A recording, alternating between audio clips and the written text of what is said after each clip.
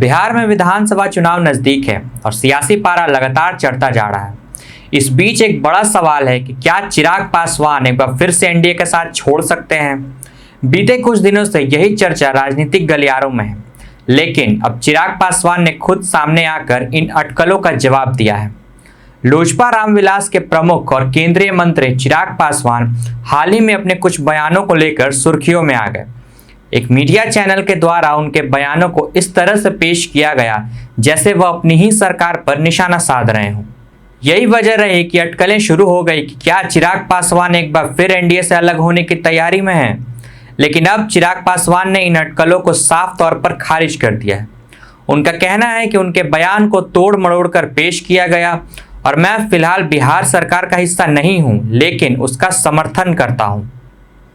उन्होंने मीडिया पर सवाल उठाते हुए कहा कि थोड़ा सा भी बयान तुरंत गठबंधन में दरार या अलगाव की कहानी में बदल दिया जाता है। चिराग का आरोप है कि विपक्षी दल लगातार एनडीए के भीतर मतभेद का माहौल बनाने की कोशिश कर रहे हैं। उनके मुताबिक कांग्रेस और राजद जैसे दल चाहते हैं कि 2020 जैसी स्थिति फिर से बन जाए ताकि उनकी राह आसान हो जाए।